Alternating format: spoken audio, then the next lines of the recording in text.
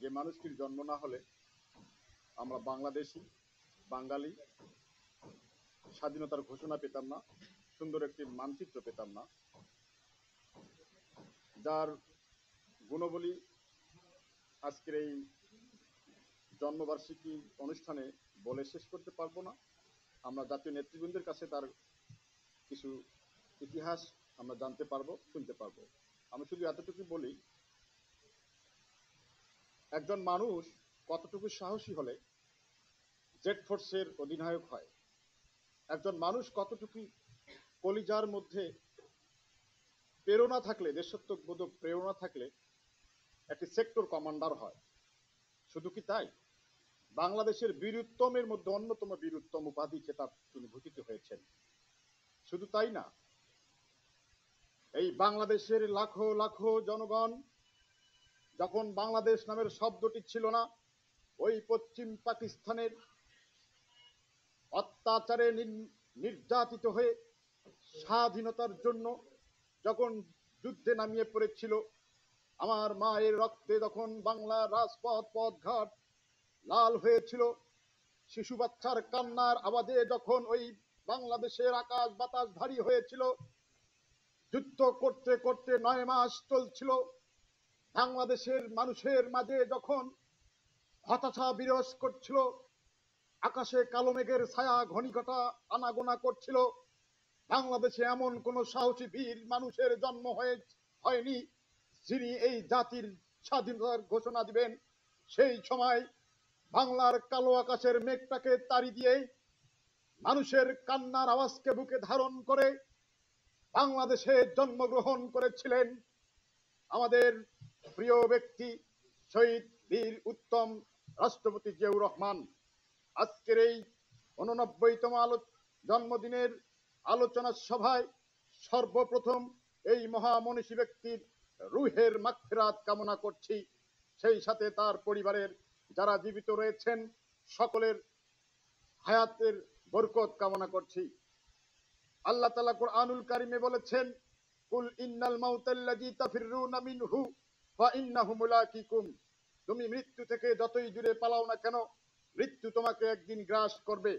সেই মৃত্যুর আল্লাহর নির্দেশনা, মৃত্যুর ডাকে সাড়া দিয়ে তিনি আমাদের মাঝ থেকে বিদায় হয়ে গেছেন, কিন্তু তার স্মৃতি, তার জীবন আদর্শ আমাদের মাঝে রেখে গেছেন।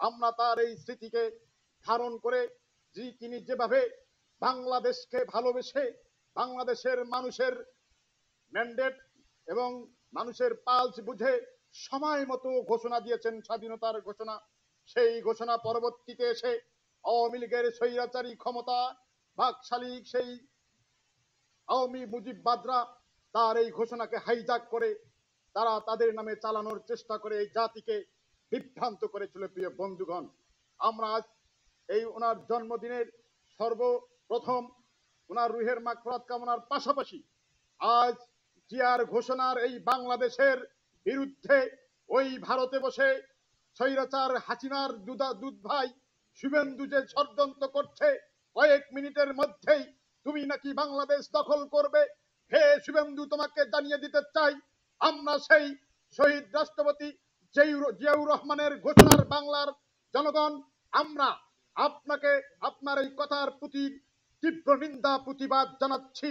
আপনার এই কথা যদি প্রত্যাহার না করেন, কোনো না কোনো এক সময় আপনার এই কথার বিনিময়ে আপনাকে পস্তাতে হবেই হবে ইনশাআল্লাহ।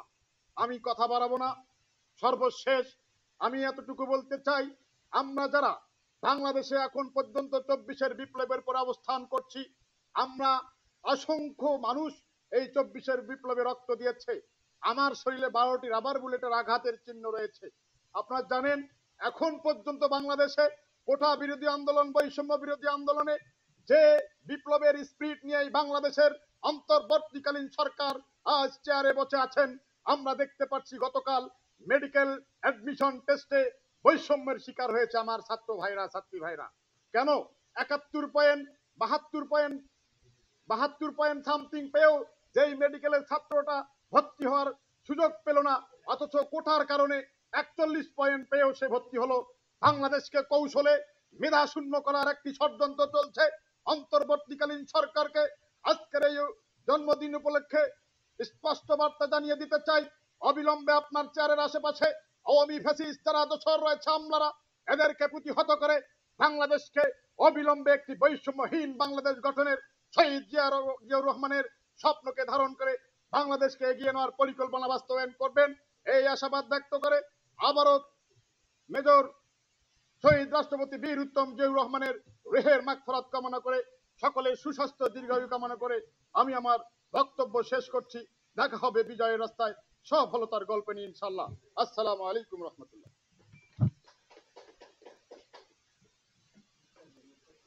উপস্থিতি,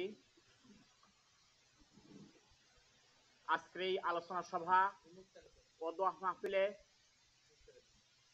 এ পর্যায়ে বক্তব্য রাখছেন বাংলাদেশ জাতীয়তাবাদী গণতন্ত্র পরিষদের সভাপতি মোক্তার হোসেন। মোক্তার আকন্দকে বক্তব্য রাখার জন্য আহ্বান করছি।